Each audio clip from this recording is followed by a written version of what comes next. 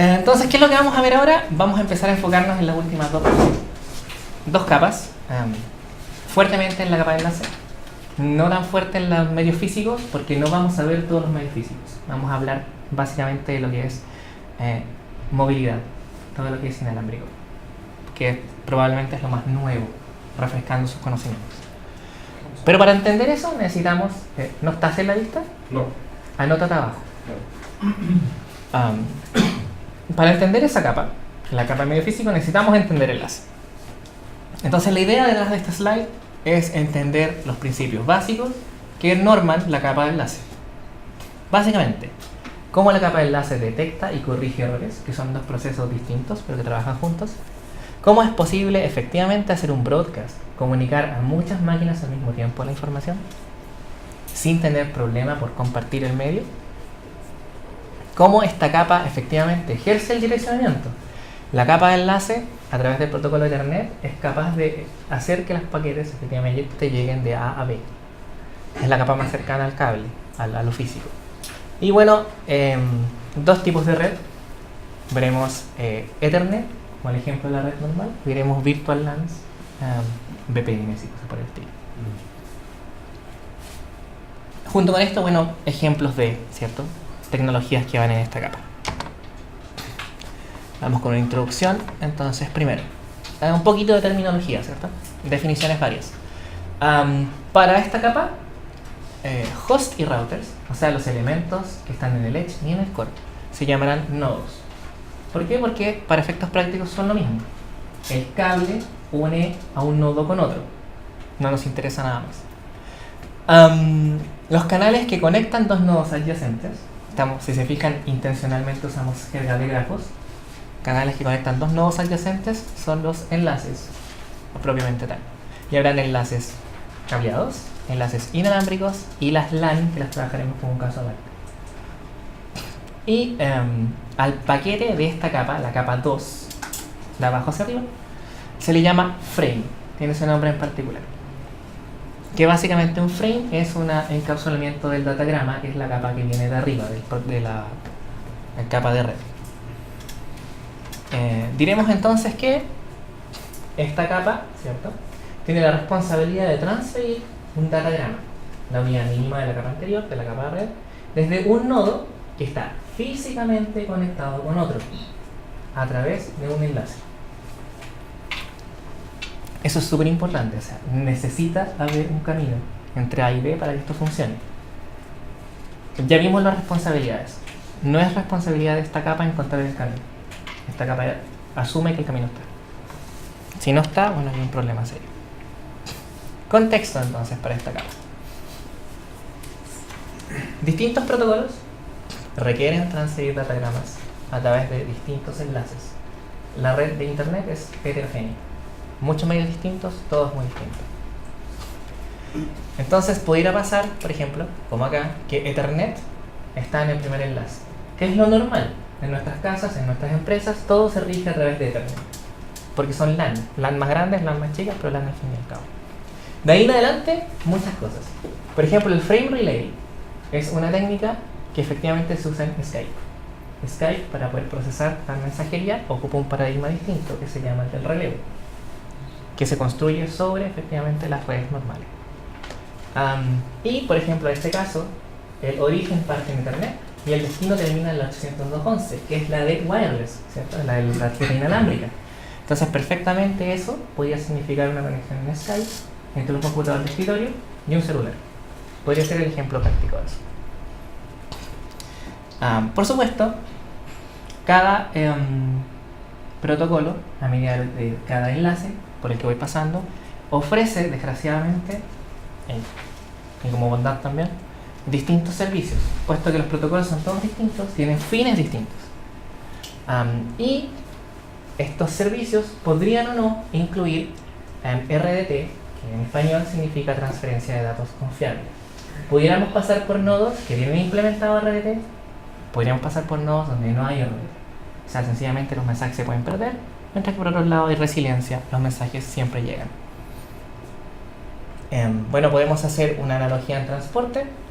Acá se presenta un viaje entre Princeton y otra ciudad Lausanne o algo así.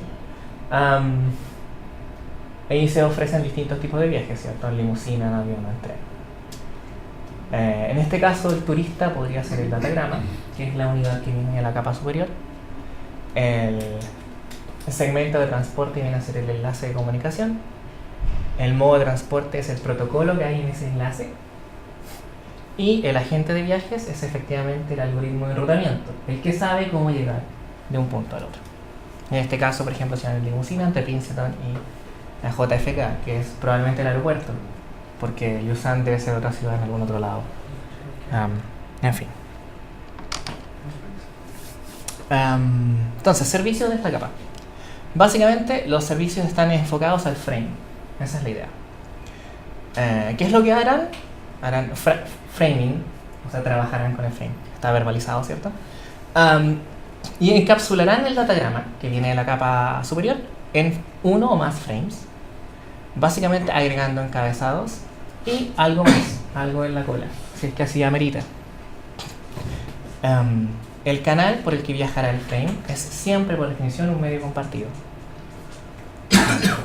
Y usaremos direcciones MAC, por palabra que ya deben todos conocer, ¿cierto? Para identificar los frames y decir, ok, esta es la MAC de origen, MAC de destino, por favor comuníquense. Por supuesto, recordemos que una MAC no es lo mismo que un IP. Podemos comentar algo acerca de, ¿cierto?, la confiabilidad en la entrega entre dos nodos que sean adyacentes. Bueno, en pregrado lo aprendemos en el capítulo 3. Acá básicamente recordamos que para que exista confiabilidad debemos aplicar uno o más algoritmos que hacen que, independiente del medio de transmisión, cualquier dato que transmite por eso se pueda recuperar a través de técnicas súper sencillas, como agregar respuesta a cada mensaje que se envía, agregar timeouts, enviar usando el máximo se llaman grupos o trenes de paquetes, en fin, cosa de garantizar confiabilidad. Eso es lo estándar. Muy pocas veces se usa una corrección a nivel de bit. Esta capa puede efectivamente detectar errores. Tiene la facultad de hacer eso. No necesariamente se usa, puesto que las capas superiores también agregan redundancia. Entonces, agregar redundancia a la redundancia se vuelve un poco innecesario. ¿Y qué más tenemos? Bueno, el problema grande, ¿cierto?, es que wireless, el tema inalámbrico, es propenso a tener muchos errores, puesto que está alterado por el medio. Como yo les daba el ejemplo, alguna vez yo fui cliente en Entelwheel y Entelwheel sufría con la niebla, era una cosa terrible. Efectivamente se perdía toda la calidad de servicio. Entonces hay que trabajar de alguna forma para garantizar la confiabilidad en esta capa, pero normalmente se le deja ese trabajo a la capa superior. ¿Qué otros servicios hay aparte de trabajar el frame? También se ofrece un mínimo de control de flujo. Recordemos que Internet, como ya había dicho, está dividido en dos grandes paradigmas, TCP y UDP. TCP necesita implementar control de flujo y para eso se apoya efectivamente en todas las capas. Todas las capas ofrecen ciertos niveles de funcionalidades y TCP hace una orquestación de todo eso para explotar efectivamente el control de flujo. También ofrece detección de errores, normalmente con una redundancia chiquitita que se puede calcular fácil haciendo un XOR. ¿De dónde vienen estos errores? Básicamente hubo un problema en la transmisión de la señal, entonces el golpe de corriente se interpreta mal, ¿cierto? Y de esa forma detectamos errores y se pueden no solo detectar, sino que eventualmente también corregir. La pregunta del millón acá, ¿cierto?, es si ofrece half duplex o full duplex. Bueno, básicamente, ¿qué significa uno y el otro? Half duplex significa que para hablar, yo hablo primero, ustedes me escuchan, yo termino de hablar y ustedes me hablan. Es uno a uno. Yo espero después decir. Full duplex es que todos podemos hablar a la vez y nos entendemos. Esto está ahí, puede ofrecer ambos servicios. O sea, es capaz de entender full duplex y es capaz de entender half duplex, dependiendo del modo en el que se define, ¿cierto?, para funcionar. uno o el otro, pero no los dos al mismo tiempo. Entonces, ¿dónde se implementa esto? En la tarjeta de red, literalmente. Todos, absolutamente todos los dispositivos que se conectan a internet tienen un adaptador de red. Esa es la palabra que sale en Windows, un adaptador de red. O tarjeta de red, que es como le decimos de cariño, ¿cierto? Y ese tiene un chip que es el famoso Network Interface Card, que sabe transformar golpes de corriente en protocolo Ethernet y al revés. Si es wireless, como el caso de la antenita, bueno, sabe transformar el aire, señales de radio, ¿cierto?, en paquetería 802.11, y eso después se transforma igual a Ethernet o a lo que sea y viaja a donde corresponda. Por supuesto, esto está implementado, ¿cierto?, a nivel de capa física. ¿Qué más? Todas estas tarjetas van conectadas de manera directa al bus de la placa madre. ¿Por qué? Porque necesitan comunicación directa con la CPU para poder resolver los problemas. Y por lo tanto, trabajar a este nivel involucra una combinación entre hardware. Ustedes tienen un chip específicamente diseñado para procesar los golpes de corriente, y software a través de un firmware que efectivamente permite al sistema operativo identificar la tarjeta y procesar de manera correcta la mensajería que llega en esta.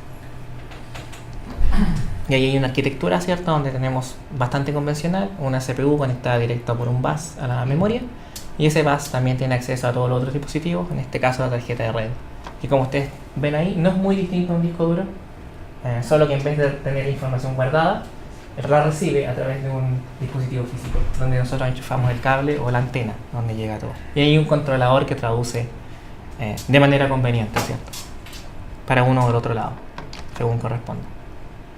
Las diferencias, entonces: esta tarjeta de red se encargará única y exclusivamente capa física, procesar el golpe corriente, y la capa de enlace, transformar el golpe corriente en algo legible. De ahí en adelante, la responsabilidad recae sobre la CPU, sistema operativo, y el kernel es capaz de interpretar y procesar según corresponda.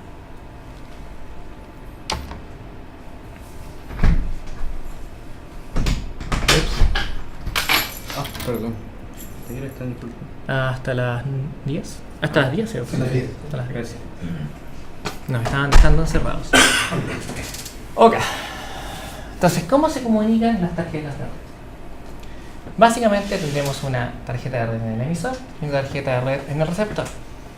La tarjeta de red en el emisor recibirá, ¿cierto?, del kernel, procesada por el sistema operativo, después por CPU, en fin, memoria, todo, un datagrama que viene de la capa de red, y llegará al controlador. El controlador lo procesará transformándolo en el Ethernet que corresponde, y envolverá entonces ese datagrama en el famoso frame.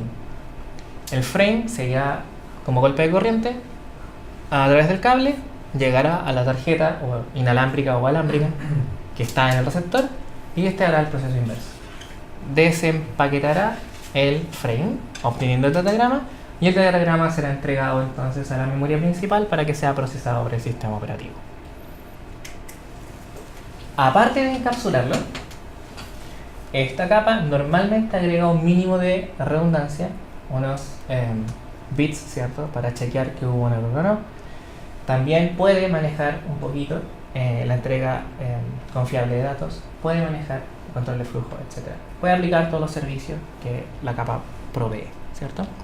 Al recibir el frame en el otro lado, el controlador efectivamente gatillará todas las funciones que permiten detectar errores, saber si ese es el datagrama que debería llegar, o si yo estaba esperando el datagrama con el ID 3 y me llegó el 4, responder o informar a la capa superior para que responda de manera coherente, manejar, ¿cierto?, un buffer de entrada para poder tener un mínimo de control de flujo, etcétera, etcétera. Y una vez que todo eso funciona bien, bueno, se extrae, como les había dicho, y se pasa a la capa superior para que se procese por la aplicación. Bueno, seguimos entonces ahora con corrección y detección al revés. Detección y corrección al revés. Entonces, hacemos siempre la separación, porque detectar errores es eficiente, es súper rápido. Corregir errores normalmente tiene un costo. Hay que aplicar un algoritmo, ¿cierto?, un procesamiento. Pero detectar errores normalmente es rápido. La forma más simple de detectar errores es a través de bits de redundancia. ¿Qué es lo que conseguimos con esto? Básicamente, protegemos la data, ¿cierto? De que tenga algún cierto nivel de error. Nunca podemos proteger toda la data, por eso la detección de error no es 100% confiable. Siempre tenemos que sacrificar algo, porque a medida que agregamos más redundancia, efectivamente el tamaño del mensaje que estamos enviando crece. Es un trade-off, tenemos que escoger qué es lo que nos interesa más. Entonces, por ejemplo, este protocolo, el protocolo a nivel de capa de enlace, efectivamente puede dejar pasar errores.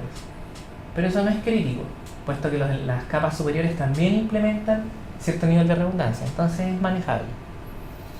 A mayor redundancia, por supuesto, mejor nivel y calidad de detección y corrección. Entonces el flujo va a ser básicamente, al recibir el datagrama, ¿cierto? Yo lo empaqueto, y en la cola lo que voy a hacer es agregar un cierto nivel de redundancia, una cierta cantidad de números de bits que van a ser la redundancia, probablemente un CRC que acompaña a la data. Luego voy a enviarla, por supuesto, a través de un enlace que es susceptible a tener errores. Por definición, todo canal de transmisión es susceptible a tener errores.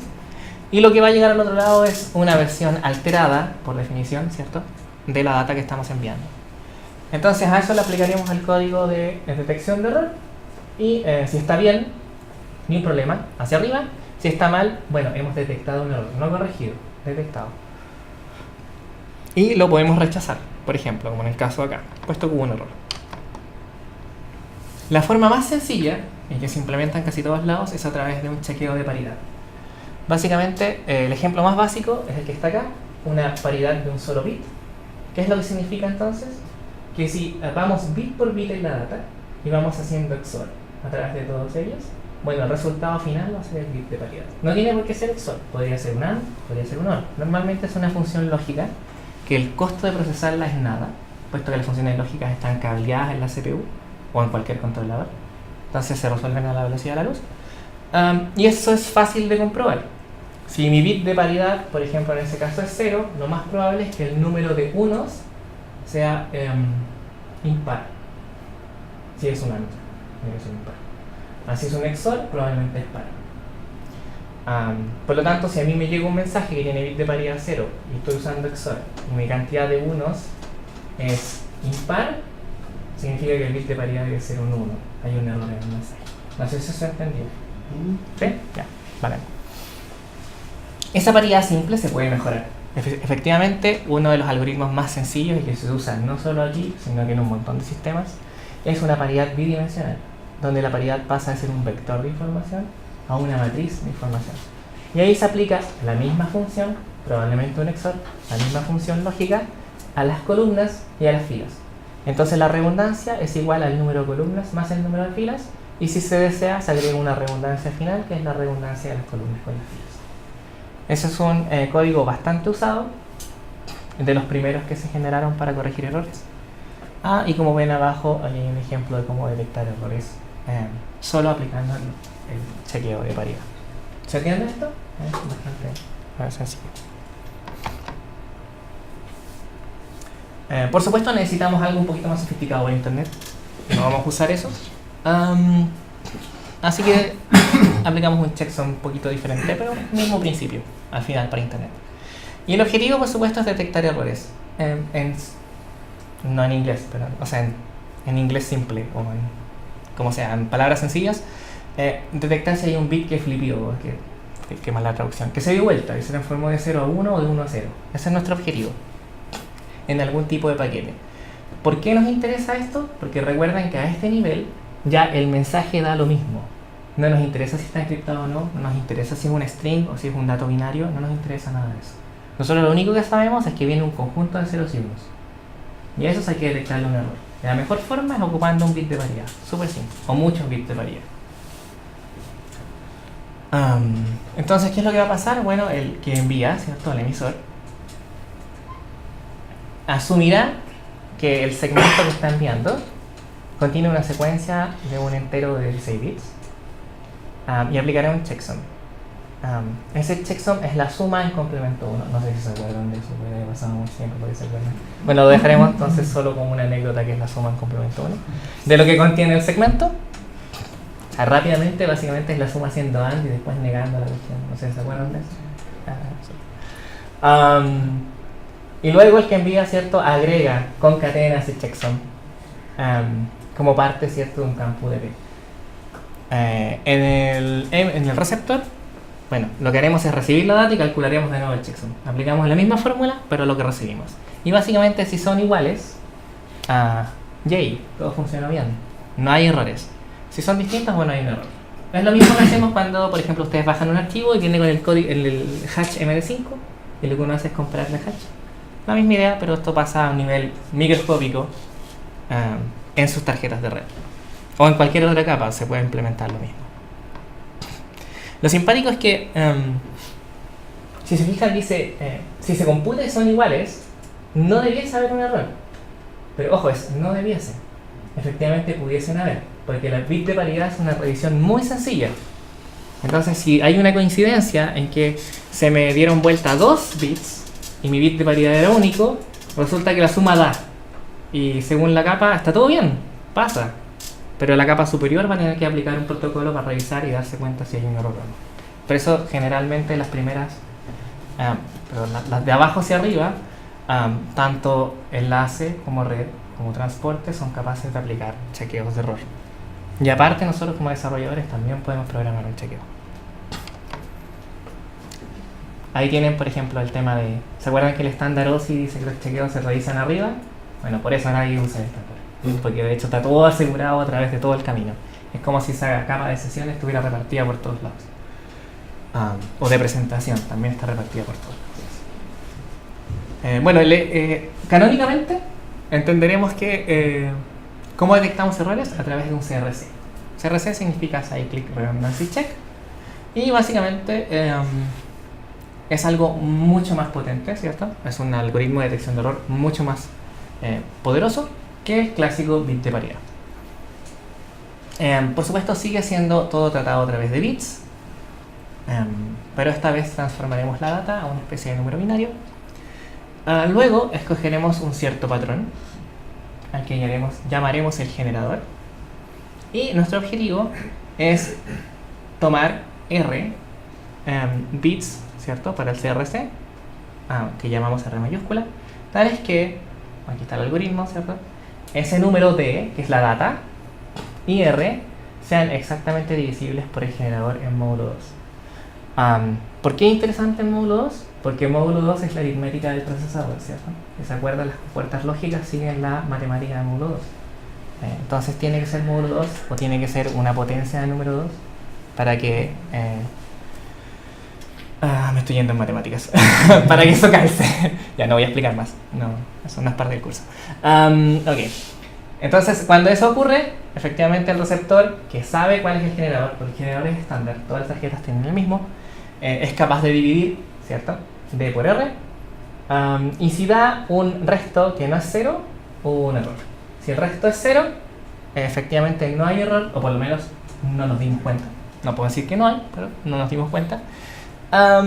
Y la gran ventaja de esto es que puede detectar los burst errors, o errores en ráfaga, esa es traducción literal al español, y que son los errores más comunes a este nivel de transmisión.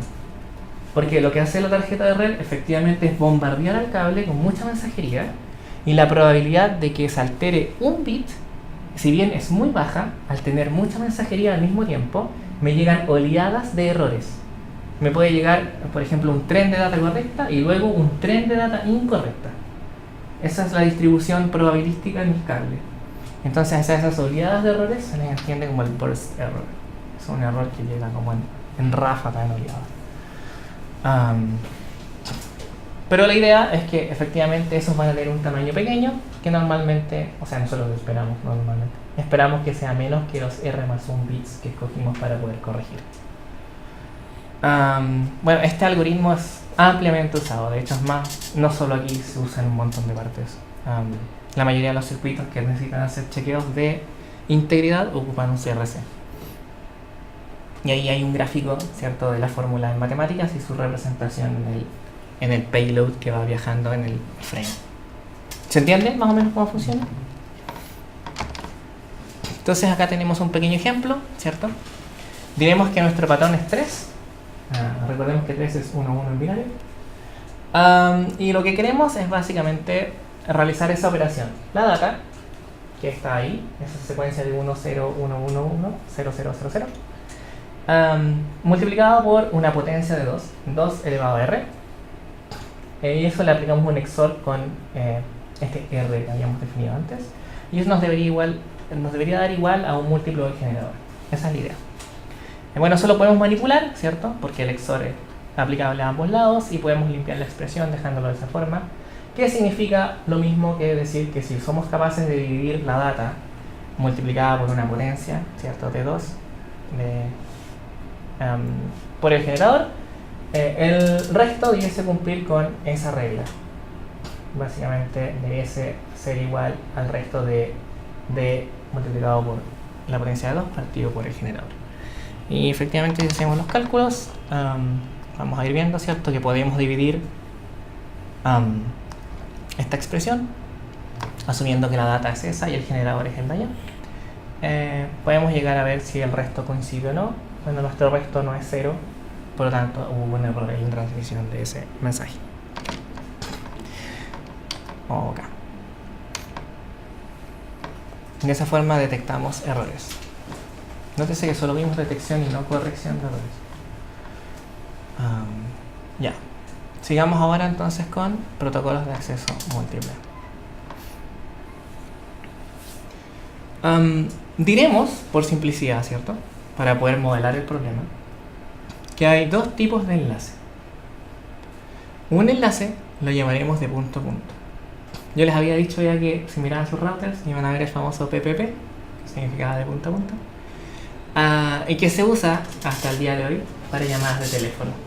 No olvidar que DSL todavía usa el teléfono y que la mayoría de las conexiones en Chile van por DSL. Por lo tanto son llamadas de teléfono. Y lo que hace es básicamente establecer un enlace basado en Ethernet entre dos hosts de forma de punto a punto, literalmente. Crea técnicamente lo que hace es crear un circuito virtual. O sea, simula un cable directo entre A y B. Esa es la idea de punto a punto. Ese es un tipo de enlace. Es el enlace normal, que cuando yo quiero bajar un archivo o quiero ver la página del diario, lo que efectivamente ocurre es eso. Se crea un circuito virtual entre mi máquina y el servidor del diario.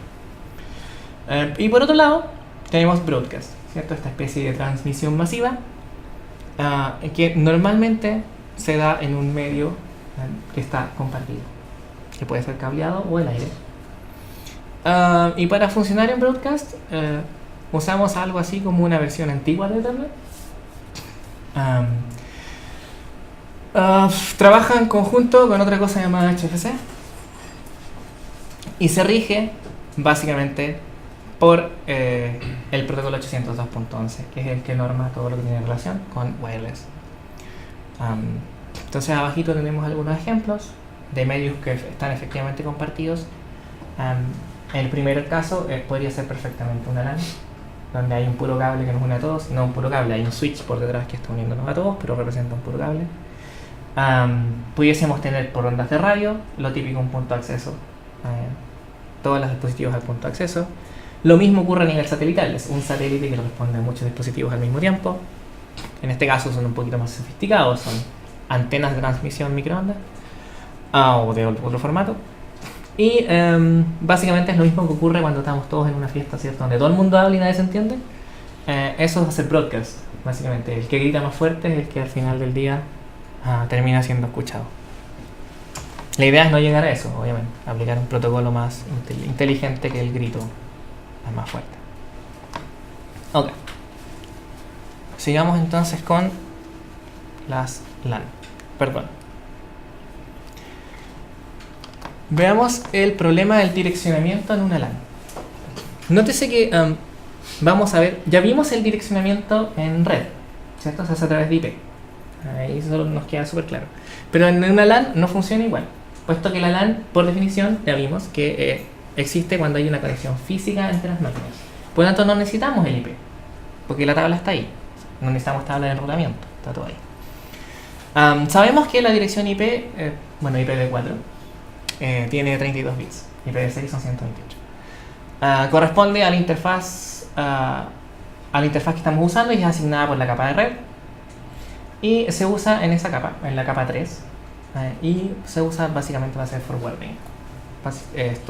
Soy nodo A, tengo IP 1 y quiero llegar a nodo B, IP 2. Todos los routers en el camino saben hacia dónde mover la paquetería de acuerdo a IP de A y IP de B. La MAC, por otro lado, la usaremos en el caso que tengamos conexiones físicas entre dispositivos o estén en una LAN, que básicamente es más o menos lo mismo. Y como dice acá, es usada localmente para obtener, ¿cierto?, el frame desde una interfaz que está conectada físicamente a otra.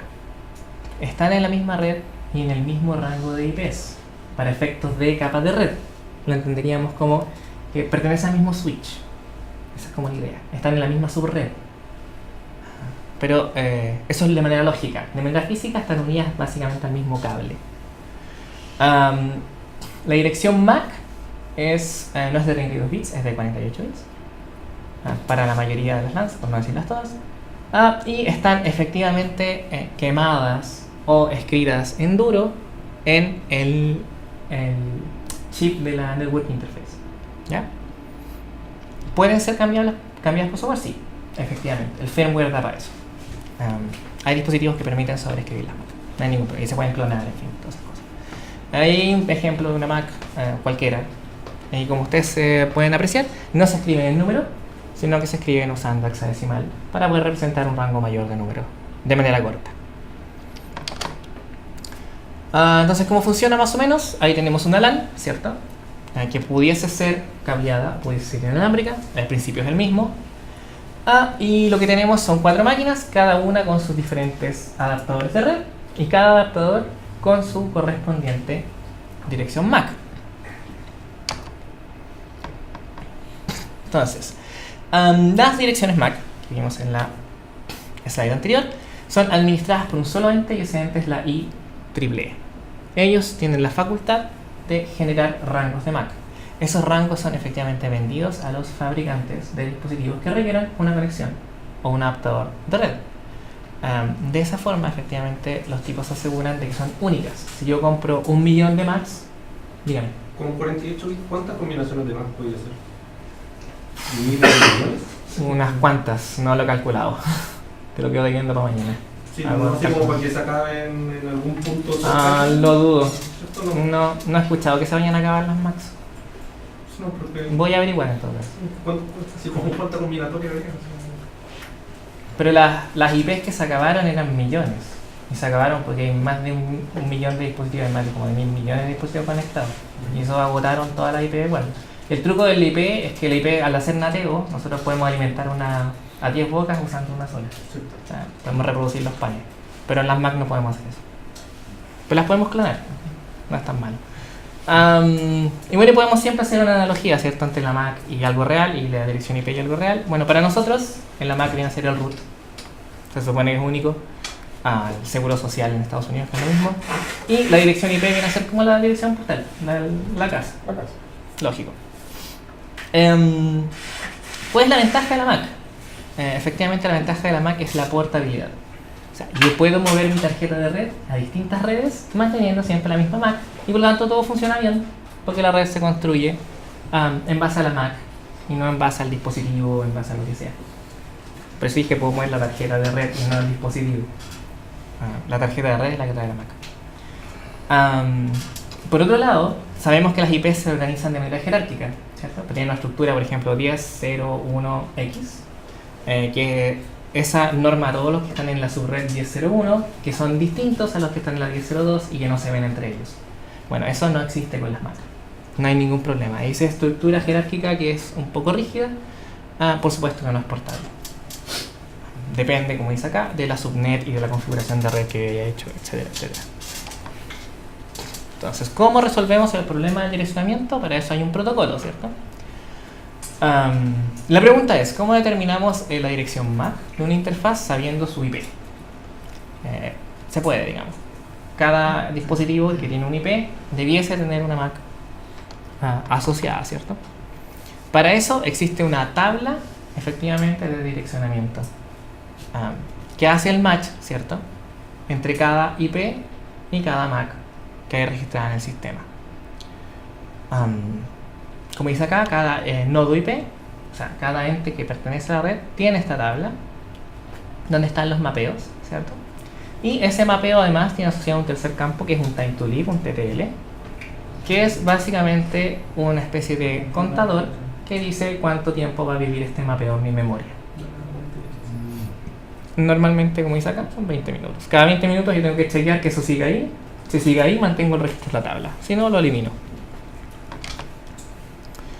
Entonces, ¿qué pasa cuando estamos todos en la misma LAN? Supongamos entonces que A, una máquina que está en una LAN, desea enviar un datagrama a B, que está en la misma LAN. Pero la condición de inicio, ¿cierto?, es que la MAC de B no está en la tabla de direccionamiento de A. O sea, A no lo conoce.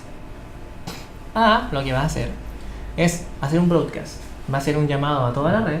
Es como una especie de grito, ¿cierto? Haciendo una query, una consulta del formato de ARP, preguntando básicamente ¿quién es B? Quiere saber la MAC de B. Y lo único que conoce de B es su IP. La primera, ¿cierto? La primera suposición es hablarles a todos. Por lo tanto, voy a ocupar esa MAC en particular. Recordemos que es el mismo caso con el IP. Cuando yo hago un broadcast sobre un rango, le apunto al algo 255, que por definición es broadcast. Allí hago el mismo efecto. O sea, básicamente trato de achuntarle a todas las MAC. O sea, mi mejor caso para el broadcast, no es mi mejor caso, pero si no sé nada, no conozco la estructura, no tengo nada, bueno, le grito a todo el mundo: alguien, por favor, díganme quién es este personaje que tiene este IP. Y ante esa pregunta, que es un grito generalizado a toda la red, bueno, todos los que la reciben, efectivamente tratan de hacer algo con ella, tratan de contestar. Eventualmente B, que está en la red, va a recibir ese mensaje y va a responder de acuerdo, ¿cierto? Ahí dice, responderá a con su MAC. Es como, hola, yo soy el que tiene ese IP y esta es mi MAC. Y enviaré un frame donde efectivamente tiene esa MAC.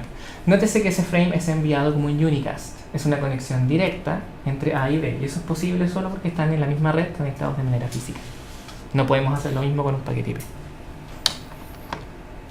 Una vez que A lo recibe, efectivamente lo pone en caché. O sea, hay una tabla que es cierto que mantiene donde está el mapeo entre IP y MAC. Por supuesto, eso tiene un TTL, que fue lo que ya vimos. Eventualmente va a morir, a menos que se vaya refrescando, ¿cierto?, a lo largo del tiempo.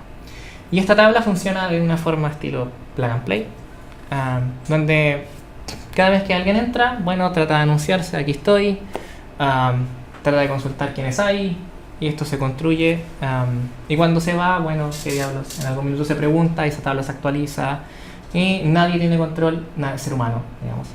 Nosotros, programadores, no tenemos control sobre cómo se gestiona de manera automática en los dispositivos de red. Escapa a nuestro control. ¿Qué es lo que pasa entonces si no están en la misma LAN? Están en LANs distintas. Bueno, queremos enviar entonces un datagrama desde la máquina A a la máquina B, y A está en un lado, ¿cierto?, en una subred, y B está en otra, separadas por un router. En este caso lo único que tenemos, ¿cierto?, es IP. Así que nos enfocaremos en eso. Diremos que A sabe la dirección IP de B, si no es un poco difícil que se comuniquen. También diremos que A conoce la dirección IP de su primer router. Bueno, eso lo sabe porque cuando se construye la red, ¿cierto?, a nivel de capa de red, efectivamente el gateway comunica: oye, yo soy el gateway, soy tu primer salto. Ese es un mensaje que ocurre en la red cuando yo me integro a la red.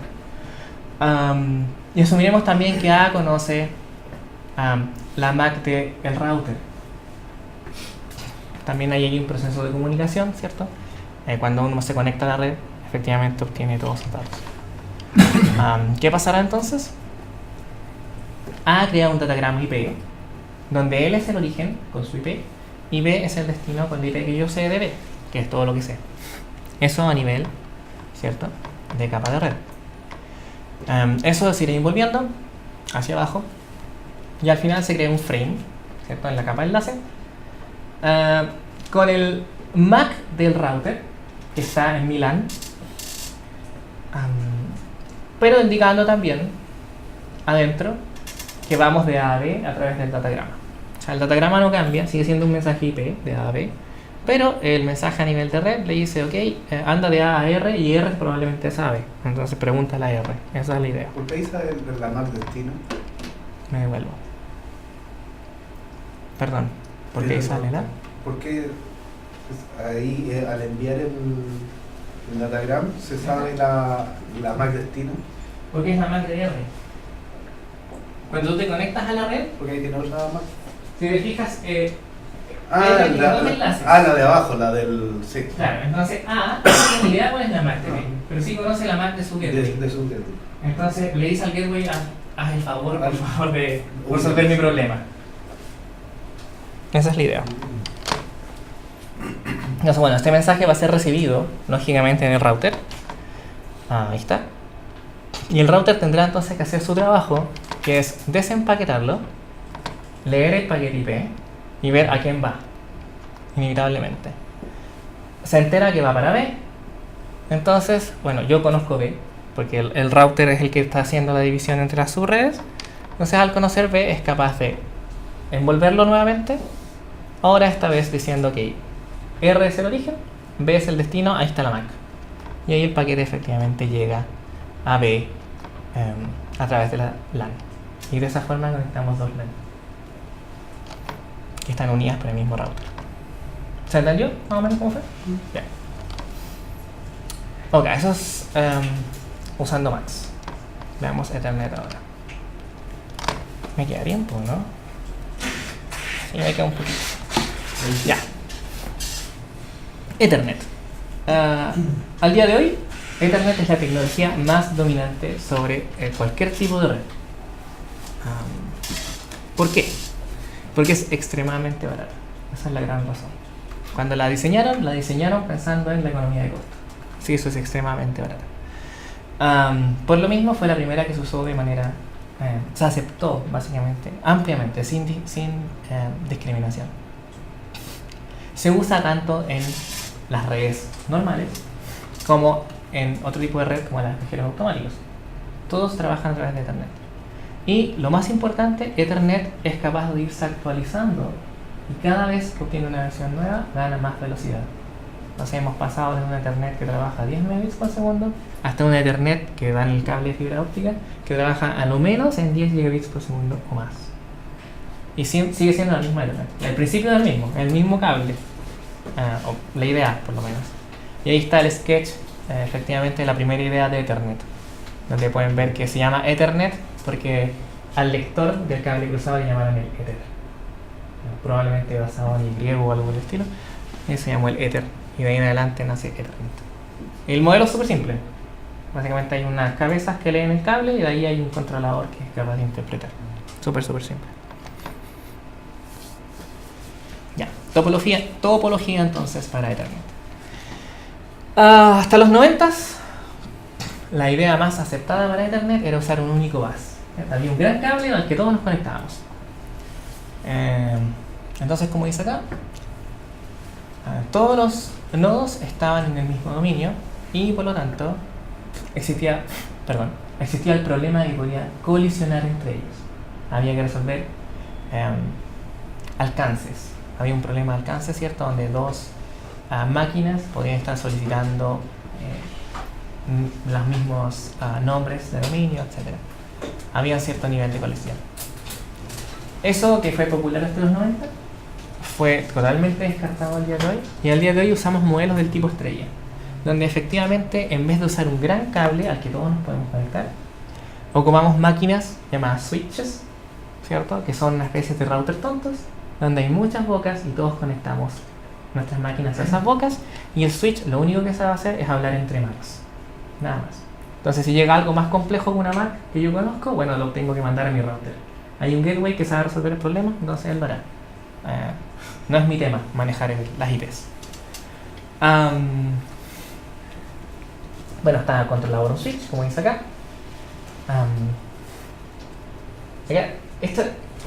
Hago por hecho hacer la pregunta a la audiencia, porque yo cuando leía el libro me quedé con esta duda. De hecho, spoke es el pasado de hablar, ¿cierto? Pero también significa rayo, es sinónimo de beam, por ejemplo. Entonces, aquí hay probablemente un juego de palabras. Porque de hecho, cada dispositivo que está hablando en la red o enviándole un rayo, puede ser un juego de palabras, efectivamente corre su protocolo de red propio. Eso es súper interesante. Quiere decir que esta máquina, cuando quiera hablar con esta, entabla una conversación, no tiene nada que ver con la misma máquina hablando con la máquina de abajo. La diferencia en el bus, en el caso antiguo, era que efectivamente si A quería hablar con B, bueno, se iba a topar. Era como si estuviera gritando la B, porque A, por ejemplo, C podría estar hablando con D y los mensajes se cruzaban y bueno, ahí podía haber pérdidas, en fin, habían, de repente a B le llegaban mensajes que iban para C, entonces tenías que hacer algo para decir, oye, este no es tu mensaje, sigue. Y ahí hay unas topologías, ¿cierto? Como Token Ring u otras por el estilo, donde teníamos que ir pasando el mensaje hasta que le llegaba al que realmente le correspondía. Bueno, eso hoy en día no es necesario porque los switches tienen la habilidad de resolver el problema de direccionamiento a través de MAX. Mucho más inteligente, ¿cierto? Que ocupan Token Ring. Ok, entonces la estructura del frame, propiamente tal, de la unidad mínima o más encapsulada que estamos mandando, ¿cierto? Bueno, ya lo hemos dicho, el frame efectivamente encapsula el datagrama IP o cualquier otro datagrama que provenga de cualquier otro protocolo en un famoso frame Ethernet. ¿Qué tendrá el frame Ethernet? Bueno, por definición tiene un preámbulo.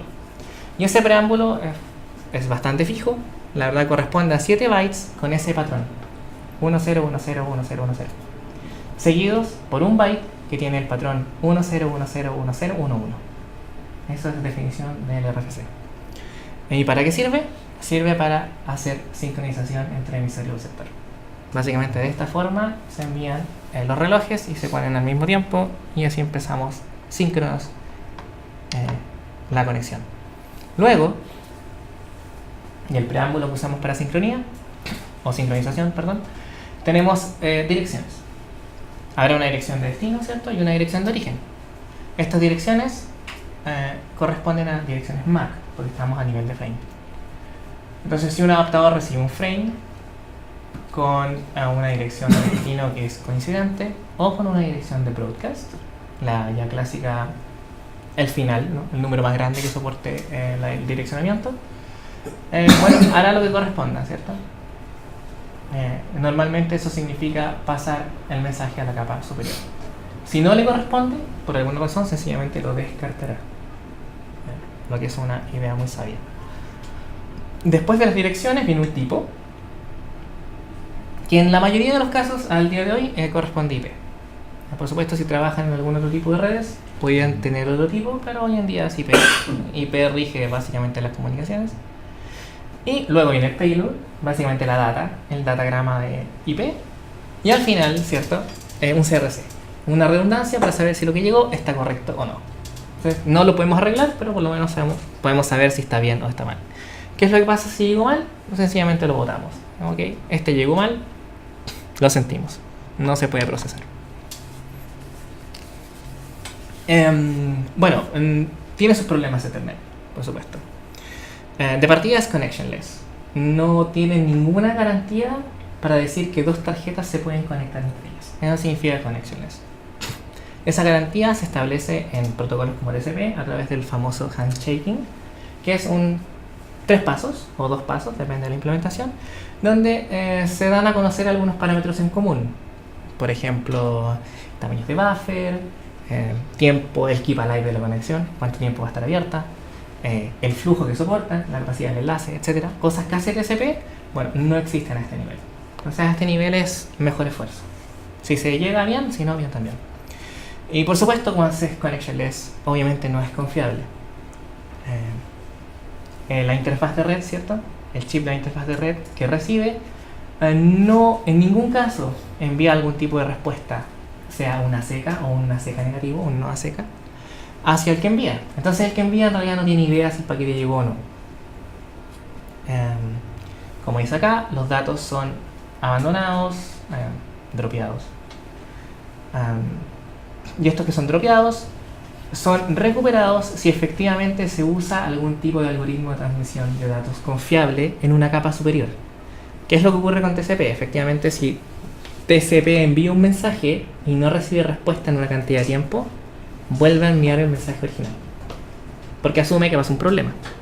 Entonces, si no me llegan 10 milisegundos, ok, envío de nuevo. Hasta que en algún momento me respondan. Si no estoy implementando TCP, si uso UDP por ejemplo, bueno, sencillamente se da por perdido. Bueno, UDP no le interesa la verdad, entonces funciona bien. El protocolo que usan las Mac sobre Ethernet se rige por el algoritmo que está abajo, que es el Carrier Sense Multiple Access with Collision Detection. No es materia del curso ver ese algoritmo, pero ¿qué es lo que hace básicamente? Es el algoritmo que permite que a través del mismo cable podemos hablar y escuchar. Le pone un orden a la secuencia de mensajes de tal forma que haya full duplex. Lo voy a dejar hasta ahí porque en realidad no entra. Pues si interesa el ramo, ver ese algoritmo, porque el cable en efecto no es parte del ramo. Pero eso es más o menos lo que hace. Y se llama con collision detection porque efectivamente puede detectar errores. Ok. Estándares de Ethernet tenemos. No me queda mucho más tiempo, así que pronto me tengo que parar. Tenemos estándares de Ethernet. Están regidos por ese número de estándar, ¿cierto? El 802.3.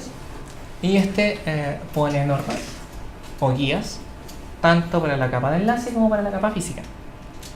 Desgraciadamente hay muchos estándares distintos.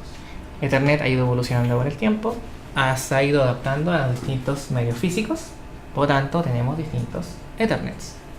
Cada Ethernet alcanza velocidades distintas. Hay uno a 2 megabits, 100 megabits, 10 megabits, gigabits, etc. Y básicamente están regidos por los dos medios físicos de facto, la fibra óptica y el cable común y corriente. Ahí abajo, parte de los estándares. Estándares usados en cable. Normalmente si ustedes abren sus tarjetas de red, van a ver que usan el 100 base TX. Ese es el estándar que van a encontrar en las tarjetas de red de la casa. Los otros casos corresponden, tarjetas de red especializadas, router, etc. Y cuando trabajan en fibra óptica, van a tener algunos otros tres protocolos, como el 100 base FX, SX o BX, dependiendo de la tecnología que están usando para fibra óptica.